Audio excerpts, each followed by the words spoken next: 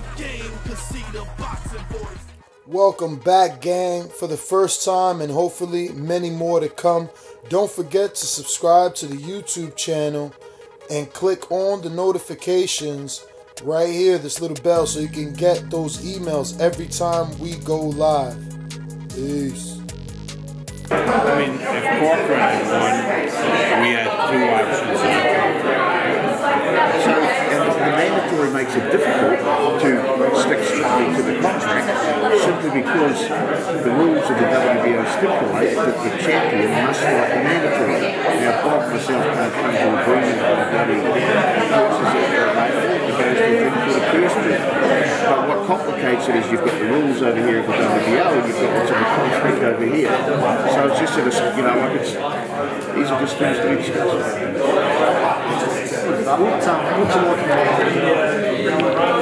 First of all,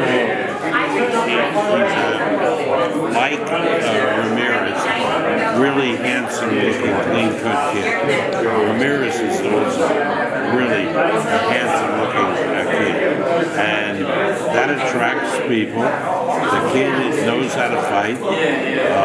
Ramirez is a terrific fighter. Nobody says that he's the greatest middleweight of all times, but he's very, very good.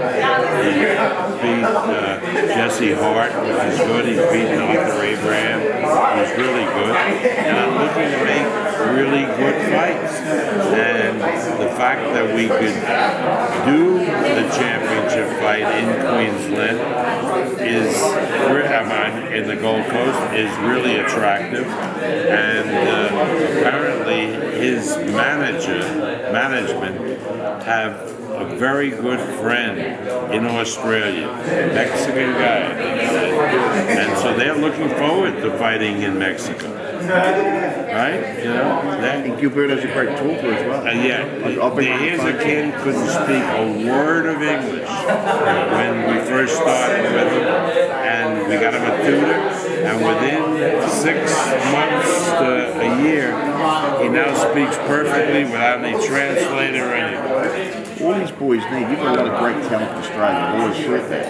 And the longer I'm here, the deeper I'm getting into the better understanding. They need firstly great training, they need great sparring, but they need great competition. And one of the weaknesses of the Australian market of the last 10 years is they get to they fight easy fights, right? They don't go into deep waters. The second they get a world title fight for 100, 150 grand, they go overseas, they get the shit kicked out of them because they haven't been prepared through tough fights. Right. Look at Ron Murdoch today. He fought a tough fight against a tough Russian who's never been knocked out. We made him go 10 rounds. We would like to have seen him get a knockout, but it was the way it went. So, mate, that's a really good win under his belt, preparing him for the next level. Nathaniel May was up against a 16-0 fighter. And mate, out of all the performances tonight, Nathaniel Mays was incredibly impressive. You know, so we don't want to put up patsy fights. We want to put up good, tough fights to get them prepared. Because here's the deal: we're not interested in winning world titles. That's just part of the deal. We want to produce fighters to become great staples of this country and for great sporting moments and become legends. And you don't do that by competing. You do it by winning. Do you think Nathaniel May's ready for Lee Selby? Yeah, it probably is on tonight's performance, but on the flip side of the coin, I'd like to give him another cup, 2 or 3 fights. There's no point. Here's the deal too. There is 0 point going to fight for a world title if in your home market it generates no TV revenue. You know, like there's a massive difference between fighting for money and fighting for jack shit. And fighting for jack shit is what they're currently doing and going away to world title fights. I want the guys that are signed with me and the guys working with me to go away and make millions. I want Jeff Horn to walk away from this, but he doesn't have to work again if he doesn't want to. And that's the best advertisement we can have for any boxer. And they walk away when they want as opposed to when they think they're forced to. Let me ask a question. Because somebody came over. Costa Zoo's kid, can he fight? Yeah, Timmy Zoo. I think he can fight. He's only had like 30 amateur fights. The guy came over, he was the manager, and I don't know about the kid, but I mean, Costa Zoo was one hell of a fucking fight. He was one of my favourites. The Zab Judah fight. Man, his manager's a pro too, man. Yeah, and he came over just to say, he said he's a little green, but he's training him. I forget the guy's name. But I mean, Costa would have been an all-time great if it wasn't for that fucking manager that he has. What a piece of shit he is. Right?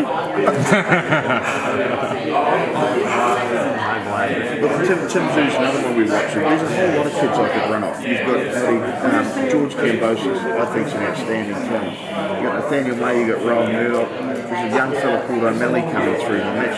Stuart Duncan's probably the most informed guy in boxing in this country. He knows all of them that are coming through. And if I want the information on anyone, he's got a Stewie and he comes up with it. There's a lot of talent here. It's just got to be developed correctly. Because a lot of them get thrown to the wolves for little or no money because the people here in the past don't know what they're doing. They don't get the opportunities here because the market, they fight, as I said, so many of the real good fighters here fight in obscurity for their whole careers. So just go to show what Costa did and Jeff Fennick did. Really impressive. I love Costa. Yeah. He was amazing. But when he beat that judo, that was one of my favourite. There was the most incredible knockouts we've ever seen. Yeah. And I remember watching it, and I remember the American commentators were convinced that judo was the next big thing at that point. And then Zeus stopped him. Yeah. Anything else, gentlemen? We're here to I mean, some of these Eastern Europeans are technically such incredible fighters. Like, my kid now, Lomachenko, is the greatest I've ever seen.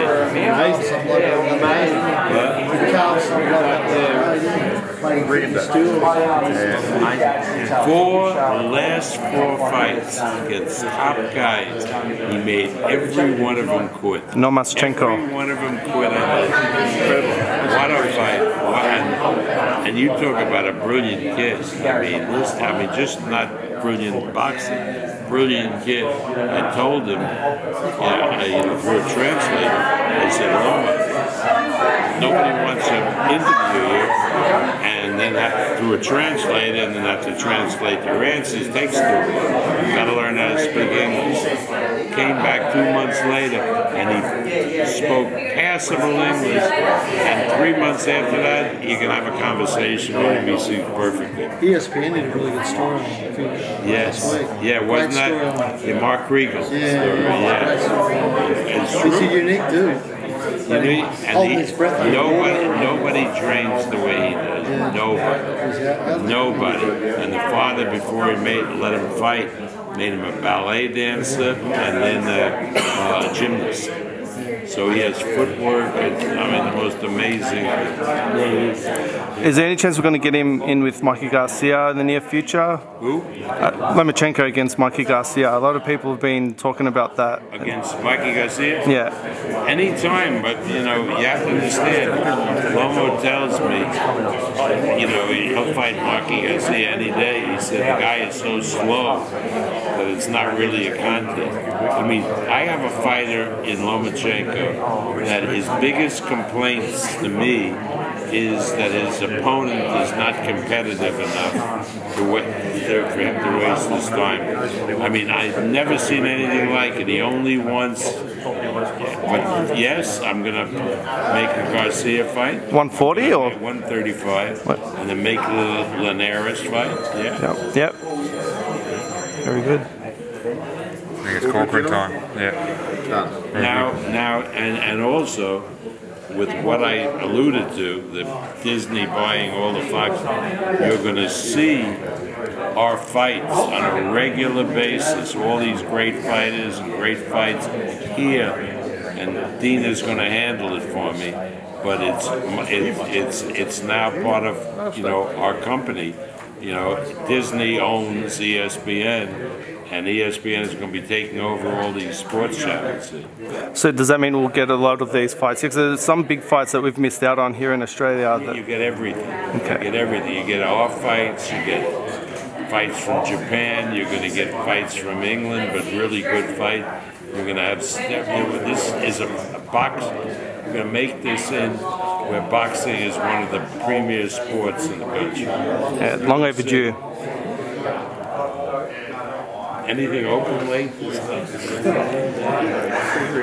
casino. We have one casino. One casino. Nearly two. Bob was out late last night. He wants to go out again tonight. There's no How do you do it? When do you go, Bob? What? When do you fly tomorrow?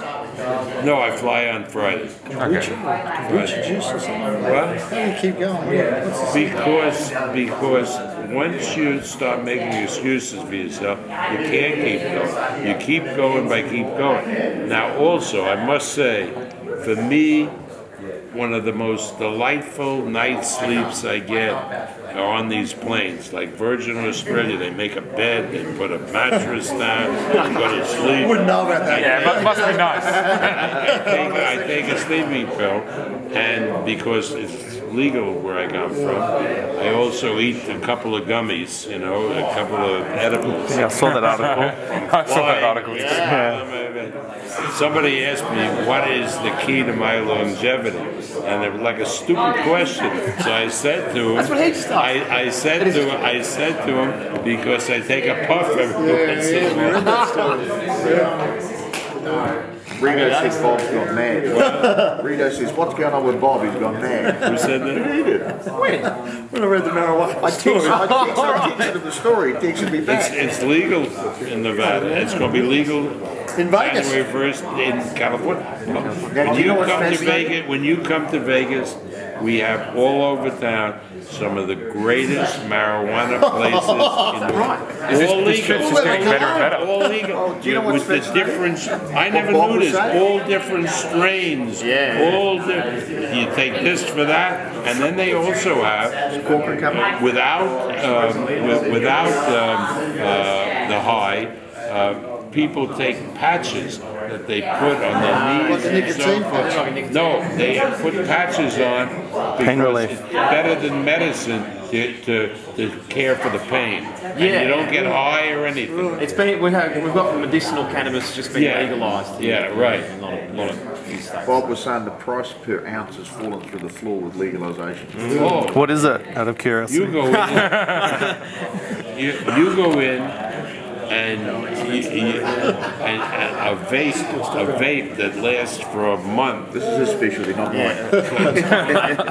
Costs $20, and if you live in Nevada, you get a 10% discount. And if you're a VIP, which they made me a VIP there, maybe because I talk about it, you get a $15 credit. Oh, I mean, great! I'll take you guys. We're going to hold you to that, Bob. Is the green card lottery still going? Can I get over there? There's a new vape out,